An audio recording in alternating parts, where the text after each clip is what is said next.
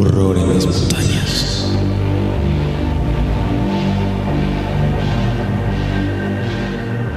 Buenas noches, bienvenidos otra vez más a el podcast de Horror en las montañas.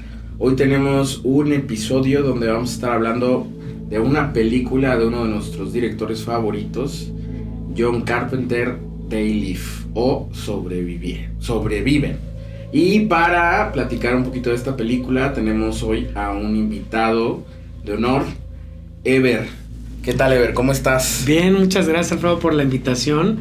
Pues muy contento de hablar de una película que, pues bueno, aterrizó a más de un país y que pues prácticamente es profética.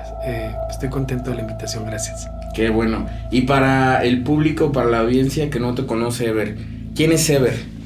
Bueno, Ever, ¿qué es un Ever? Decía un amigo una vez. Pues bueno, yo soy docente actualmente de la Escuela de Cine, de la Escuela de Veracruzana de Cine Luis Buñuel y de la Universidad de Jalapa. A veces, dependiendo, ¿no? El semestre, pues estoy entre carreras obviamente que tienen que ver con cinematografía, en comunicación, en artes visuales, diseño y comunicación visual. Entonces prácticamente, pues todo el tiempo soy maestro de clases y pues me gusta mucho enseñar, compartir pues lo que voy aprendiendo y pues también me voy alimentando de las enseñanzas de los alumnos también, de mis compañeros maestros.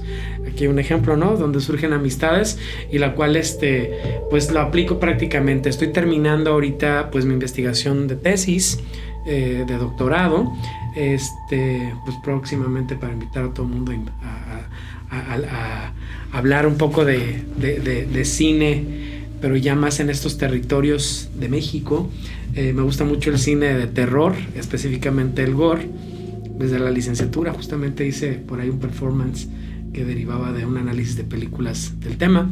Soy fan del expresionismo alemán, específicamente como corriente artística en todos sus ramos: pintura, escultura, música, danza y cine, desde luego. Y pues bueno, actualmente estoy también trabajando en una marca que tengo, que es María Audiovisual, que es una productora independiente que generalmente ofrece capacitaciones, talleres, generamos contenidos en redes, pero también la oportunidad de hacer algún evento pues anual que va desde una muestra, cineclub, charlas o conferencias magistrales donde invitamos, o un servidor también ofrece en distintos espacios culturales aquí en Jalapa, ¿no? Y bueno, al ser en línea pues se vuelve internacional, ¿no?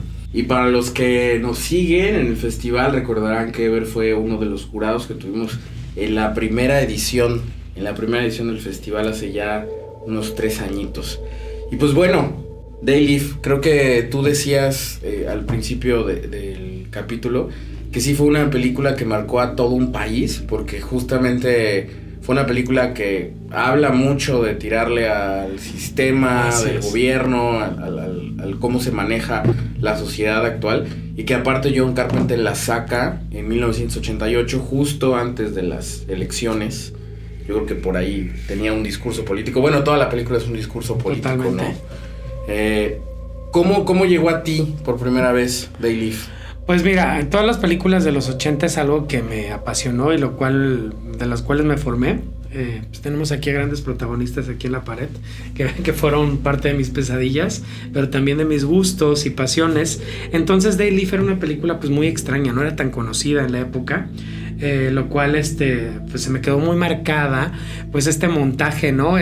Tan interesante, muy einsteiniano que vemos del famosísimo pues John Nada, que es justamente pues el protagonista de esta historia, en donde usa unas gafas y pues ve pues mensajes en los edificios, en los espectaculares, en la vida cotidiana, como convenciéndolo, incitándolo a hacer algo, ¿no? Una crítica al consumismo, evidentemente, lo cual me llamó mucho la atención también porque pues aparecían extraterrestres como descarnados. Yo pensaba que era una película de zombies inicialmente, ¿no? Porque así están caracterizados. Entonces se me quedó en la imagen y de repente entre pues juguetes, barajas, juegos de mesa, lo que fuera, veía esa imagen y nunca daba con esa película, no sabía cuál era. O sea, y la tenía muy ubicada. Sí, Cementerio de Mascotas, Chucky, Pesadilla aquí en el infierno, y las que tú quieras, incluso hasta las más pues en ese momento hasta difíciles como Night of the Living Dead, Evil Dead, Texas Chainsaw Massacre, o sea, como que hubo una época en la que pues no estamos tan acostumbrados más que a Freddy Krueger, Jason y Michael Myers, no más, ¿no? Y Chucky, ¿no? Y todos estos personajes eran un poco difíciles y siempre me ha gustado como el lado B, lo extraño. Y dice, ¿esta película de cuál es? ¿No? Hasta que el internet, ¿no? Ayudó muchísimo a difundir un poco. Aún así era como under el buscar ese tipo de películas. Y gracias a un amigo que todos los lunes nos veíamos, mi querido Josh, conseguía algunos títulos. Y por ahí surgió esta propuesta de They Live, la cual me llamó mucho la atención. Y ya la vi mucho después. Entonces más bien llegó a mí azarosamente, pero también porque tenía estos recursos visuales que veía por ahí en revistas, en juegos, y que no sabía qué película era, ¿no? Y luego pues, están vivos, ¿no? Es como se las ponían en español. Luego con el internet te llegan los títulos de España que los alteran muchísimo. Entonces yo me acuerdo, un ejemplo de esta película, no me acuerdo en España cómo la llamaron específicamente, pero el caso por ejemplo de Dead Alive, que es Brain Dead en la de sí, del Señor de los Anillos, ¿no? Sí, de Peter Jackson, que es muy importante esta película, es Dead Alive. Le pusieron en España Tu mamá se comió mi perro. Tu mamá se comió mi perro. Y yo así la tenía registrada, ¿no? Ni como Dead Alive, hasta que en un mix-up alguna vez, por eso no se puede decir marcas, la vi, ¿no? En México, y dije, wow, yo la quiero. Y pues ese cartel de la boca, ¿no? Donde sale la calaverita. Y esa calaverita me recuerda a Day Live también. Pero bueno, el caso es que John Carpenter, película de 1988, se me hace muy interesante. Soy fan de Halloween, pero también de las películas raras de este director. Y creo que esta película es una de las que él más pues disfrutó, sobre todo porque él pues tenía una postura, sin hablar de política y cuestiones así, pues un poco profética en cuanto a las injusticias que se estaban pues sucediendo, ¿no? En la época, sobre todo en el consumismo, pues capitalismo un poco envolvente que convencía a las masas. Obviamente lo vemos en comerciales, enajenación, alienación de las masas, que ya lo veíamos desde la primera de George Romero, la de Night of the Living Dead, pero aquí con más potencia, pues es un discurso como muy evidente, en la cual pues John Nada, que es el protagonista, que es Piper, que es uno de los que en WrestleMania salía, ¿no? Aparte, es bien interesante porque como en el cine de lucha libre, como algunos de los luchadores de los años 50, pues del ring se volvieron actores, o al revés. Uh-huh. Y el caso del Santo pues fue así. Y las películas, la primera del Santo no era él, no era un actor, era otra persona. Y pues pasa eso con el Huracán Ramírez también. Pero bueno, en el caso del personaje ya de Piper, que interpreta a John Nada, pues fue algo bien interesante porque pues es una película pues independiente, no muy querida en su momento tal vez, o identificada, pero el hecho de utilizar pues no actores se me hace muy neorrealista italiano, ¿no? Y aparte utilizar también Los Ángeles de la época como era, porque no había presupuesto para poder generar infraestructura y arte para la película, y pues tal cual se aventaban sin permiso las cosas y demás. Entonces fue algo bien interesante que John Carpenter logró con esta película, porque estamos viendo un vivo retrato. De hecho, él decía, esta película no es una ficción, es un documental. Entonces, al decir eso, aunque es thriller, hay ciencia ficción y demás, pues sí tiene pues una mirada pues documental también, ¿no? Una ficción documentada le llamaríamos tal vez, en la cual pues él apuesta justamente por esta historia del famosísimo John Nada, que es un trotamundos, ¿no? Que llega a la ciudad de Los Ángeles y pues está buscando empleo, lo consigue en una construcción y de repente se encuentra con unas gafas por ahí en un edificio, en una iglesia que está ahí. Aparte todo estaba, yo pensaba que era un set, pero creo que así es la infraestructura, todo así era. Sí, y de hecho muy chistoso, Carpenter ocupó indigentes de verdad, o sea, para que fuera todo más realista, y a algunos nada más les pagaba con comida, ¿no? Porque era lo que necesitaban. De hecho, pues cuando consigue el empleo, uno de sus compañeros, otro de los actores que justamente también, ahorita vamos a destacar una escena muy muy importante de ellos, que pues lo ayuda, ¿no? Para conseguir el trabajo se van a comer a este tipo por hospicio donde están todas estas personas recibiendo comida. Sí, comedores como comunitarios, ¿no? Entonces ahí justamente es donde vemos que sí es real, ¿no? Todo eso. Y pues lo interesante también de este personaje es que saca frases pues improvisadas o que en la misma lucha ya aplicaba, y aquí en la película pues las dice, y pues John Carpenter pues no lo limitó y dijo, pues tú. Entonces esa dirección actoral se me hace muy interesante. De hecho, ahorita que mencionas eso, el Piper tenía en una libretita donde anotaba las frases que él quería ocupar en sus peleas. Y creo que una de las frases que a mí más me gustan de la película... Los chicles, ¿no? Ajá, es esta de... cuando entra al edificio y dice, yo vengo aquí a mascar chicle y patear traseros y se me acabó el chicle. Entonces esa lo que le queda, así es, y justamente esta frase que es pues parte del guión, ¿no? Que es maravillosa, pues fue pues una de las que ubicas casi que en las trivias, ¿no? Entonces es bien interesante porque pues fluía, fue orgánico, ¿no? Este personaje pues que ya murió, ¿no? En la vida real y todo eso, pues tuvo esta interesante pues naturaleza auténtica, ¿no? Y pues reflejó la rebelión contra la élite oculta del momento, ¿no? Que controla pues a toda la sociedad mediante pues el engaño, a través del consumismo, la llegada pues de Piper resulta de, como les decía, de la lucha del western cowboy le llamaban, y él era pues un luchador que pues se representaba como con gaitas y con falda y demás, así se ubicaba en sus entradas, tenía cosas bien interesantes, y pues obviamente yo incluso identifico como un arco del personaje muy interesante y muy a la Campbell, ¿no?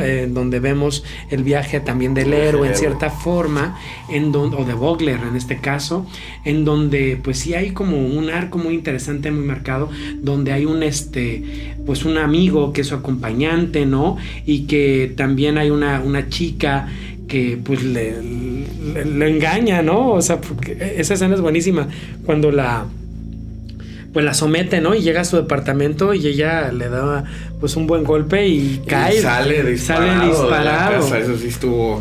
Así es, y pues bueno, otra de las cosas que no hay que dejar desapercibida de esta película es que es una historia que John Carpenter por el momento era época de presidentes pues a nivel mundial de mucho peso, en donde tuvo que utilizar un seudónimo, ¿no? Para poder filmarla, digamos, y era el de Frank Armitage, que justamente viene así en el guión, y que viene o proviene más bien de los cuentos de Lovecraft, ¿no? Entonces a raíz de eso la película pues se crea, y también está basada entre todas las curiosidades de la literatura. La literatura también es importante esa película, porque en los años 50 ya se estaba planeando un cuento que se llama A las 8 de la mañana, ¿no? Este cuento o este texto pues es la base de la película, incluso también de otra película que luego en los años 60, si no me equivoco, también se produjo, que era La invasión de los ladrones de cuerpos. Entonces estas dos referencias es el nacimiento de They Live, y que después pues obviamente pues cobró mucho éxito. Creo que también de un cómic por ahí, es muy interesante como pues ahí irse documentando todo esto. Pero bueno, el seudónimo Carpenter era una de las cosas interesantes. Kate David, que es el de el personaje, pues el acompañante, ¿no? Justamente hace gala con una escena muy interesante que dura muchísimo tiempo, que es una pelea, no sé si la recuerdas. Ah, sí, esa pelea que dura 5 minutos. Se supone que en guión iba a durar alrededor de unos 60 segundos, pero ellos decidieron que la pelea fuera de verdad. O sea, se pelearon de verdad. Lo único que quedaron como en acuerdo es que si se tiraban golpes a la cara, esos iban a falsearse. Así es, pero creo que sí fueron reales. Y como John Carpenter le encanta las luchas, es fanático de las luchas desde niño, vio que se estaban agarrando de verdad y le dijo al camarógrafo, tú sigue. Así es. Y ya cuando lo vio en montaje dijo, es que sí, esto no, tiene que estar. Tiene ¿no? que estar. De hecho, sí habían ensayado en un gimnasio, se dice por ahí, pero realmente todo eso fue real, ¿no? Y muy interesante porque era pues de algo tan ridículo que también la serie B es por eso, ¿no? De como unas gafas. ¿Por qué no se las puso? Ya no. O sea, la necedad del ser humano hasta las últimas consecuencias. Incluso un machismo ahí medio oculto. Yo siento que ahí John Carpenter lo que hizo fue como tratar de esta analogía de... Claro. Mira, nosotros nos estamos peleando entre nosotros mismos y estamos perdiendo tiempo nosotros mismos cuando realmente simplemente me tengo que poner las gafas para ver la realidad. Y es, todos estamos perdiendo el tiempo peleándonos entre nosotros cuando realmente los que manejan el mundo están allá afuera y se están riendo de lo que pasa, ¿no? Y al ser una película que trata de la explotación de las clases vulnerables y todo eso, pues estamos pues zombificados, como luego en Estados Unidos el zombie, ¿no? Realmente significa esta parte de la enajenación de las masas, en donde pues estamos actuando automáticamente sin la mediación racional. Entonces eso es interesante. Y también va al unísono, pues también en las atmósferas, los ángeles descuidados, ¿no? Los ángeles sin filtros, tal cual, pues son, porque pues como no había arte, entonces eso, por eso la vi muy neorrealista italiana o media dogmática, así, ¿no? En este aspecto, en donde no hay esas reglas, pero pues sí, se va forjando un estilo, hay mucha azarosidad y que vale la pena como analizarla también. El capitalismo que se ve a través de unas gafas tan sencillas, ¿no? Es como darse cuenta de la realidad, ¿no? Te pones, mira lo que estás viendo, ¿no? Y justamente todo eso pasaba también de hecho en el libro de las 8 de la mañana, pues también pasa algo similar. En la de la invasión de los cuerpos, o de los ladrones de cuerpos más bien, es a través de unas como vainas donde sale... Son los aliens, me parece, son como aliens, exactamente. Ahí es como que la alteración. De hecho hay 2 películas de esas mismas. Una de los 60 y otra creo que de los 70. Entonces, incluso también hay un cómic donde se relaciona todo esto. Pero bueno, se me hace como bastante interesante, irónico y pues todo realmente pues termina con también se me hizo como un tanto ridículo, absurdo, pero interesante, porque de eso se trata. Se acaba con la destrucción de una antena, ¿no? Entonces él aparte se muere así de repente y como que no, entonces dices, ¿qué pasa ahí, no? Yo creo que es un tema serio con una película que no es seria. Porque Así hemos es. tenido este tema y lo hemos hablado como en películas muy serias, ¿no? Como Ojos Bien Cerrados. Exacto. Pero esta es, aquí está todo chistoso porque es como, estos aliens dominaron la Tierra. Así es. Tienen todo para hacer, pero si destruyes una antena, ya. O sea, es como, totalmente. ¿qué está pasando, no? Y luego la seguridad que tienen cuando ellos entran es como súper sencillo. Justo. O sea, sí tiene cosas muy absurdas, pero justamente creo que John Carpenter dijo, vamos a burlarnos todavía más del capitalismo, Así teniendo es. los clichés de cualquier Total. película para que esto funcione. Sí, que las altas esferas, sin ser pues descubiertas, estuvieran incluso comerciando con nosotros mismos, ¿no? La publicidad, que luego se habla en las redes sociales. Y algo que me llamó mucho la atención, una de las curiosidades de la película es los drones. Porque para la época dices, no había... Sí. Y había una identificación real del mismo personaje, el John Ada, que pues lo identifica, sabe que lo están vigilando y lo aniquila. Entonces eso se me hizo algo también bien profético, bien interesante, porque no había, ¿no? Ni siquiera para una cuestión estética de las películas, porque antes eran helicópteros, lo cual me sigue gustando que es así, ¿no? Pero pues bueno, los drones también ya son una herramienta que también ayuda, por lo menos en la cuestión de los robots y la vigilancia y demás, pues ya se habían adelantado. Entonces eso es otro detalle que me llamó la atención. Uh-huh. Sí, yo creo que esta película también, como decías al principio, estos aliens son como ya muy metidos en la cultura popular. A lo mejor mucha gente no conoce la película como tal, claro. Pero este alien azul cortado sí. Y el Obey, sí, claro. Que luego después un artista lo ocuparía Así años es. después y trae esta marca. Así es. Siento que, o sea, la gente conoce de dónde viene esto, pero no ha visto la película. Totalmente. Porque, o sea, John Carpenter ya había hecho Halloween, claro. Ya había hecho La Niebla, ya había hecho La Cosa del Otro Mundo, pero como tú dices, ¿no? Esta película sí se quedó muy, muy por abajo. Yo creo que por el tema del que hablaba, porque eran las elecciones de Estados Unidos y todo el mundo la quería boicotear, aún así estuvo en número 1 la primera semana. Entonces eso está muy padre. Y yo también la descubrí hace no tanto, o sea, yo creo que hace 10 años fue que la volví a ver, porque ya conocía muchas películas de John Carpenter y esta era la que me faltaba. Me acuerdo que fui a verla a un cineclub, que siempre es muy bonito ir a los cineclubs a ver este tipo de películas. Y me encantó, ¿no? Porque es una película que creo que si la volviéramos a hacer, simplemente cambiamos un poco, pues ya no es tanto en la televisión ni en los anuncios, ahora es como el celular y las redes sociales, pero el tema es lo mismo. No, y es vigente y aplicable hasta pues la fecha. Decía el mismo protagonista, ¿no? La perspectiva que tenía sobre la sociedad justo cuando está en pues comedor comunitario, ¿no? Con el amigo, platicaba justamente que el mundo, la sociedad está llena de dementes, porque nos destruimos los unos a los otros. Y eso creo que es bien valioso a nivel pues actoral, porque los diálogos también tienen un peso importantísimo.